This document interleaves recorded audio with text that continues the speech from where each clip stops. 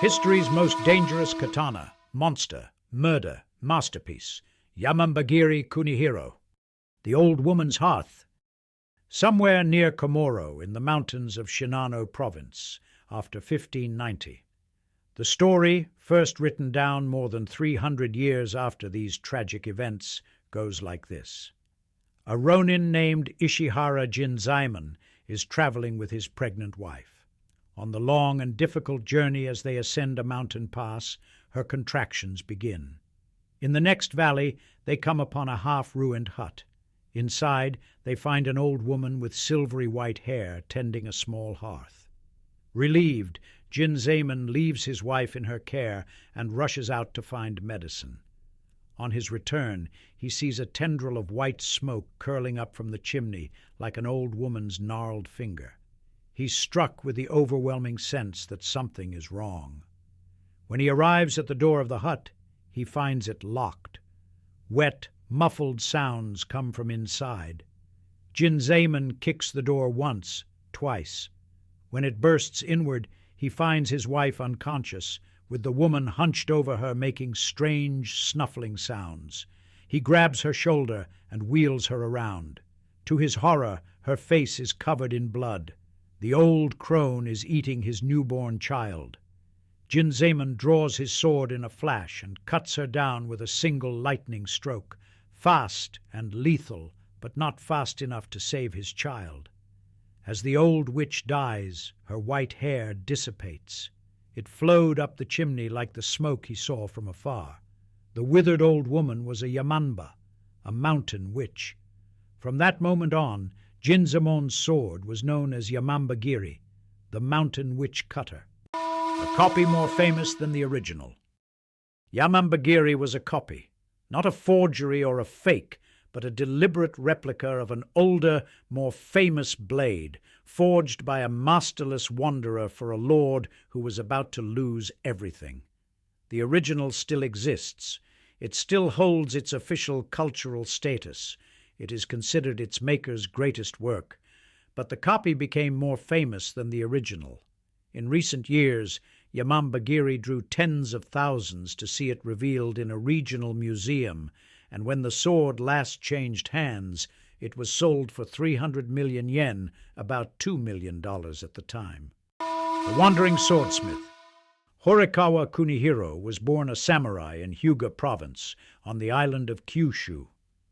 In 1577, the Shimazu clan conquered his lord's territory. After the fall of his lord, Kunihiro lost everything. He became a wandering swordsmith. For over a decade, he moved between provinces. One blade inscription from 1584 reads, "I made this when I was a Yamabushi, a mountain hermit forging steel in isolation."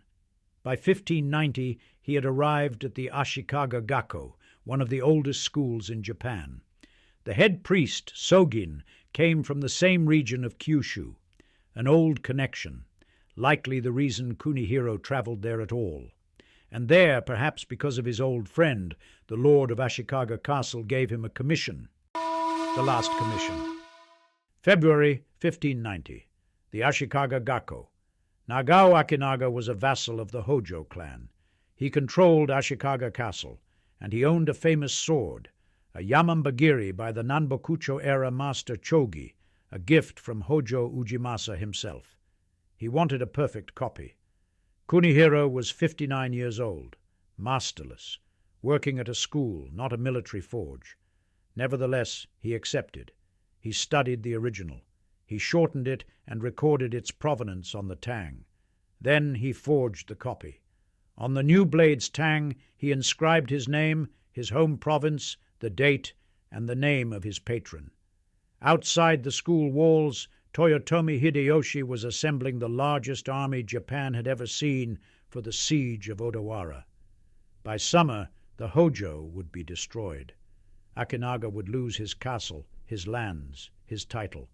He would wander for 3 decades and die of illness in 1621 in obscurity.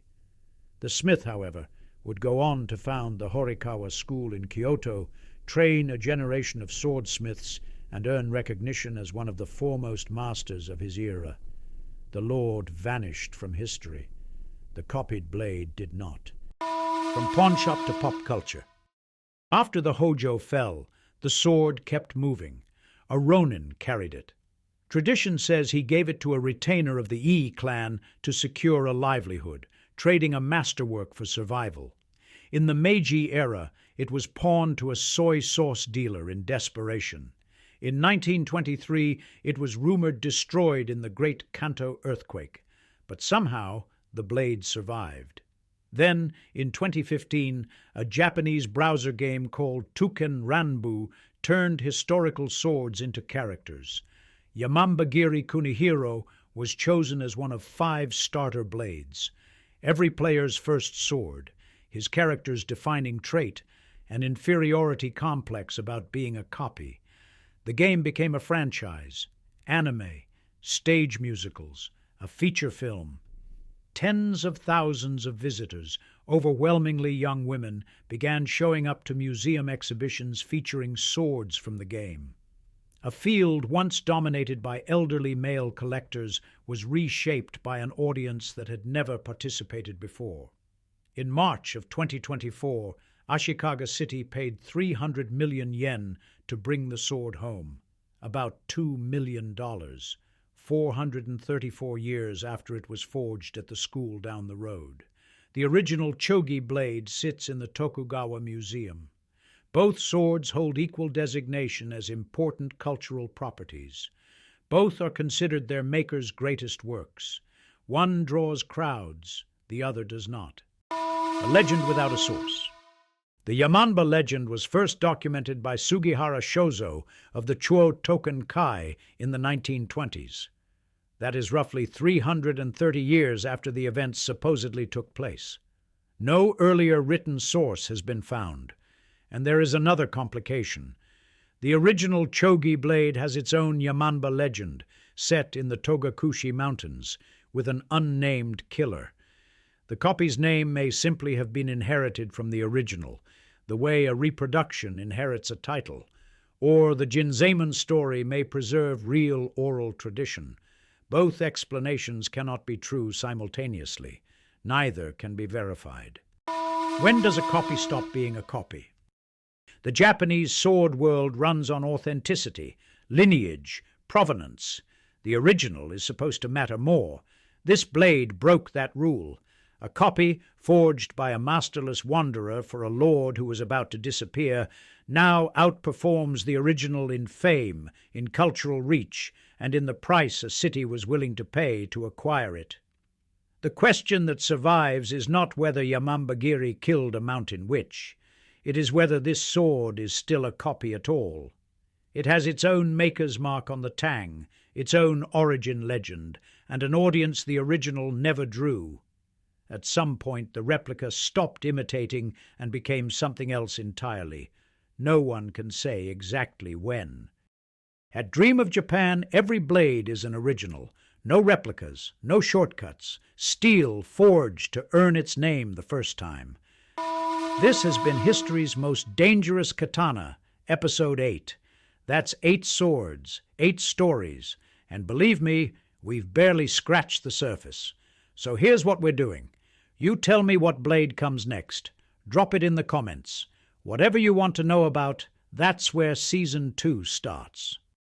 Like, subscribe, and join the newsletter for more real samurai history and epic sword content.